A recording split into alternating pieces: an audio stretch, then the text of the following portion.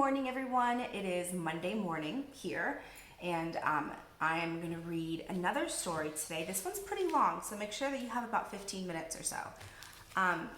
This book is called Thank You, Mr. Falker, and it is a story that is written about a girl who can't wait to learn how to read, and she has a little bit different of an experience with learning how to read. And I want to dedicate this book to Marjorie because she has worked so hard in reading, and like I just finished listening to her read on video, and it's so amazing to see the progress that she's made and how she has stuck with it. So this book is dedicated to Marjorie. Now, the great thing about this story is that it's a true story. It's actually, that little girl is Patricia Polacco, the author of this story and so many more of our favorite books. She had a really hard time learning how to read. And thanks to her teacher, Mr. Falker, things turned around. And so let's read and see what her experience was. Thank you, Mr. Falker. There she is, as a kid.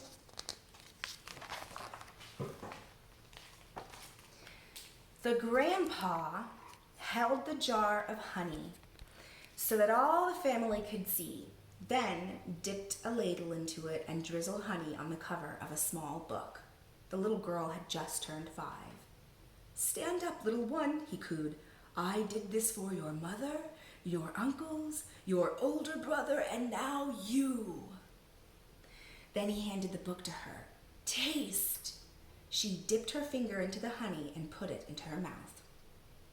"What is that taste?" the grandma asked. The little girl answered, "Sweet."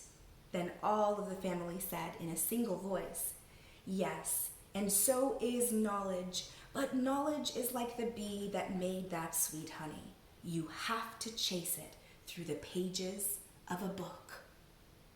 The little girl knew that the promise to read was at last hers.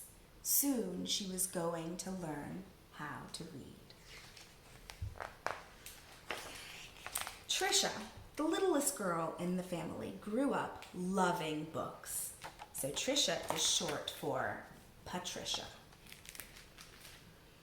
Her school teacher mother read to her every night. Her red-headed brother brought his books home from school and shared them. And whenever she visited the family farm, her grandfather or grandmother read to her by the stone fireplace. When she turned 5 and went to kindergarten, most of all she hoped to read. Each day she saw the kids in the 1st grade across the hall reading, and before the year was over, some of the kids in her own class began to read, but not Tricia. Still, she loved being at school because she could draw. The other kids would crowd around her and watch her do her magic with the crayons. "In 1st grade, you'll learn to read," her brother said. I wonder who else was excited to learn how to read in 1st grade. A lot of you are in kindergarten and 1st grade, so I wonder if you share those feelings. In 1st grade, Tricia sat in a circle with the other kids. They were all holding Our Neighborhood, their first reader, sounding out letters and words. They said, boy, boy, and look, look. The teacher smiled at them when they put all the sounds together and got a word right. But when Tricia looked at a page, all she saw were wiggling shapes. And when she tried to sound out the words, the other kids laughed at her. "Tricia, what are you looking at in that book?" they'd say. "I'm reading," she'd say back to them. But her teacher would move on to the next person. Always when it was her turn to read, her teacher had to help her with every single word. And while the other kids moved up into the 2nd reader and 3rd reader, she stayed alone in Our Neighborhood. Tricia began to feel different. She began to feel dumb. Look at the difference between this Tricia and this Tricia.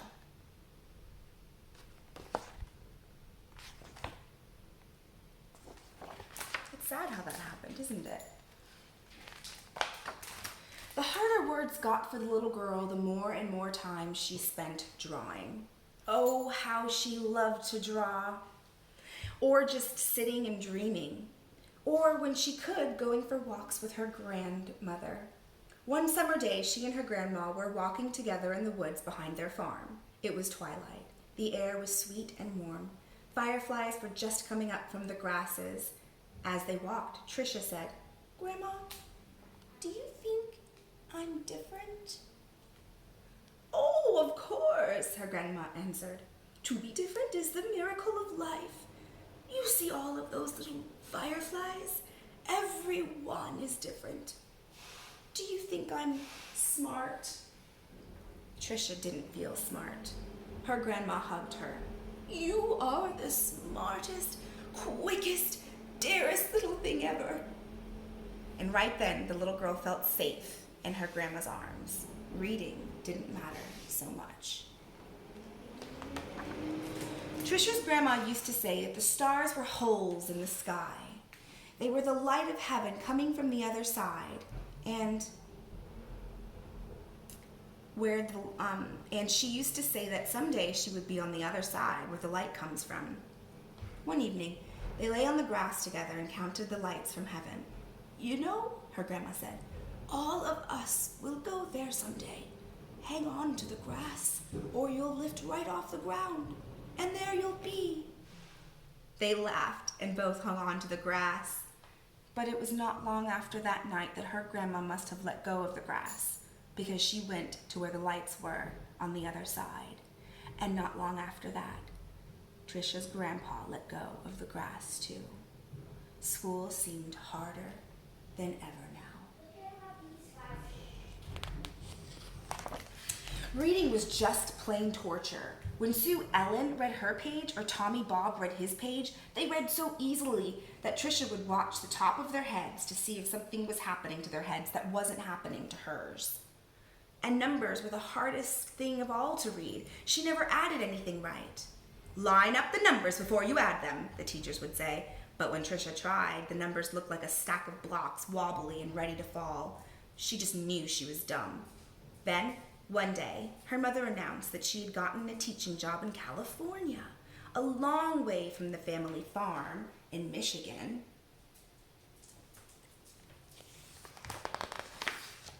Even though her grandma and grandpa were gone, the little girl didn't want to move. Maybe, though, the teachers and the kids in her new school wouldn't know how dumb she was. She and her mother and brother moved across the country in a two-tone 1949 Plymouth. It took 5 days. Do you notice that their family looks a little different? What do you notice about their family that's different? It looks like there's just a mom. So they just have a mom. Or not just, because moms are amazing. They have a mom. But at the new school, it was the same. When she tried to read, she stumbled over words. The Cateran? She was reading like a baby in the 3rd grade. And when her teacher read along with them and called on Tricia for an answer, she gave the wrong answer every time. "Hey, dummy," a boy called out to her on the playground. "How come you're so dumb?" Other kids stood near him and they laughed. Tricia could feel the tears burning in her eyes. How she longed to go back to her grandparents' farm in Michigan. It looks like it's really hard. Now, Tricia wanted to go to school less and less. "I have a sore throat," she'd say to her mother. Or, "I have a stomachache." She dreamed more and more and drew more and more, and she hated school. Then, when Tricia started 5th grade, the school was all abuzz. There was a new teacher. He was tall and elegant. Everybody loved his striped coat and slick gray pants. He wore the neatest clothes. All the usual teacher's pets gathered around him, Stevie Joe and Alice Marie, Davy and Michael Lee. But right from the start, it didn't seem to matter to Mr. Falker which kids were the cutest, or the smartest, or the best anything.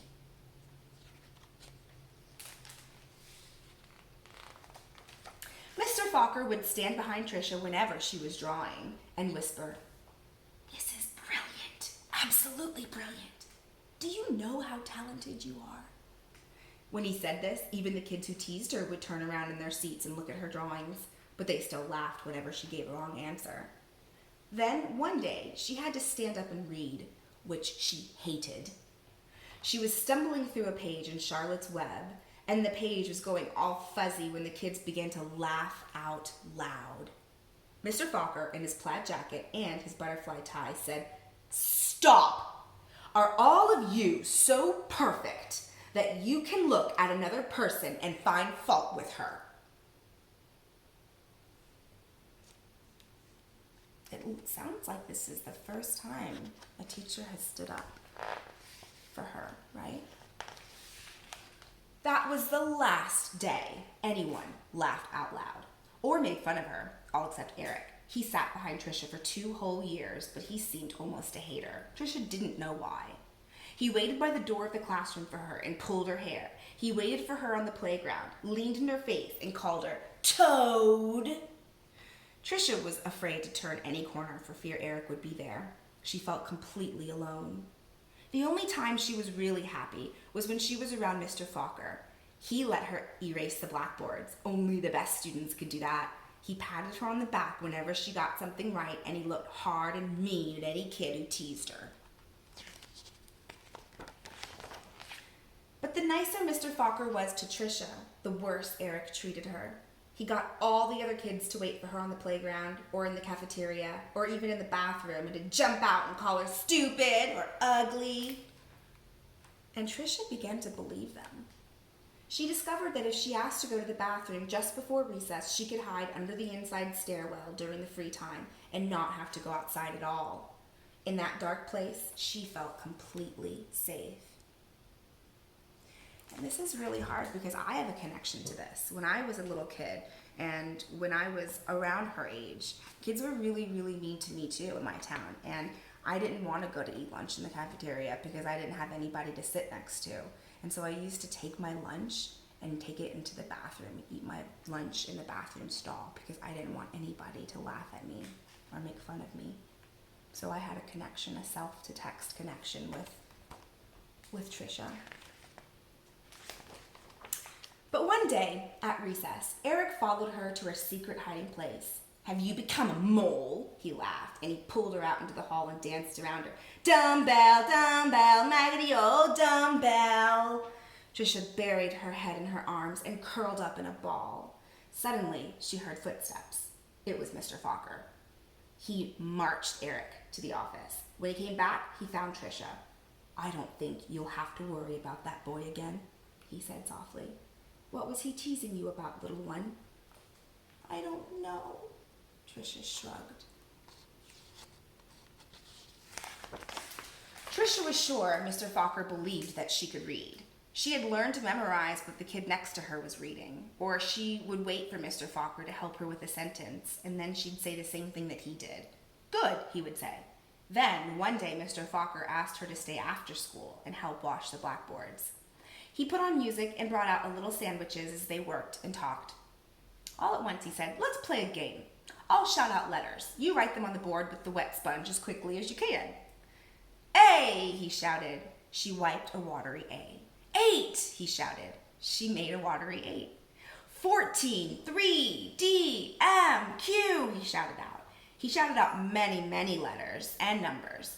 And then he walked behind her, and together they looked at the board. It was a watery mess. Tricia knew that none of the letters or numbers looked like they should. She threw the sponge down and tried to run. But Mr. Falker caught her arm and sank to his knees in front of her. "You poor baby," he said. "You think you are dumb, don't you? How awful for you to be so lonely and so afraid." She sobbed. "But, little one, don't you understand? You don't see letters and numbers the way other people do. And you've gotten through school all this time and fooled many, many good teachers." He smiled at her. "That took cunning and smartness and such bravery." And then he stood up and finished washing the board.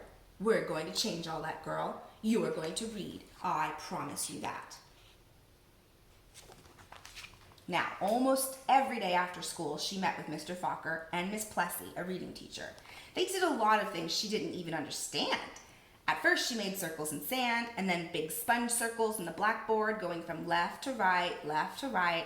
Another day, they flicked letters on a screen, and Tricia shouted them out loud. Still, other days, she worked with wooden blocks and built words. Letters, letters, letters. Words, words, words. Always sounding them out, and that felt good. But though she'd read words, she didn't read a whole sentence, and deep down, she still felt dumb. And then, one spring day, had it been 3 months or 4 months since they had started, Mr. Falker put a book in front of her. She'd never seen it before. He picked a paragraph in the middle of a page and pointed at it. And then, almost as if it were magic, or as if light poured into her brain, the words and sentences started to take shape on the page as they never had before. She marched them off too. Slowly she read a sentence, then another, and another, and finally she read a paragraph and she understood the whole thing. She didn't notice that Mr. Falker and Miss Plessy had tears in their eyes. Do you think that they were happy tears or sad tears? Probably happy tears. That night, Tricia ran home without stopping to catch her breath. She bounded up the front steps, threw open her front door, and ran through the dining room to the kitchen. She climbed up on the cupboard and grabbed a jar of honey. Then she went into the living room and found the book on a shelf, the very book that her grandpa had shown her so many years ago. She spooned honey on the cover and tasted the sweetness and said to herself, "The honey is sweet and so is knowledge, but knowledge is like the bee who made the honey. It has to be chased through the pages of a book."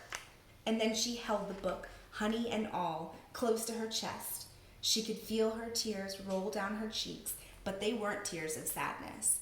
She was happy, so very, very happy. The rest of the year became an odyssey of discovery and adventure for the little girl. She learned to love school. I know because that little girl was me, Patricia Polacco. I saw Mr. Falker again some 30 years later at a wedding. I walked up to him and introduced myself. At first, he had difficulty placing me. Then I told him who I was and how he had changed my life so many years ago. He hugged me and asked me what I did for a living. "Why, Mr. Falker," I answered, "I make books for children." "Thank you, Mr. Falker. Thank you." So for Tricia, reading was so hard, and she worked and worked and worked at it. And with the help of a couple of really important teachers, it changed her life. And not only does she love reading now, but she loves writing books for kids. That's how much it changed her life. So I just think about this whenever something feels really hard for me. And for me, when I was growing up, numbers felt really hard for me. And it made me thinking about Patricia and how hard she worked makes me think that I wasn't so alone, right? We love people. We love it when we share experiences with people, and we like inspiring stories. And that's why I wanted to share this book, to remind you that even if something feels hard, if you work and work at it, usually it gets easier. Okay, until next time, bye.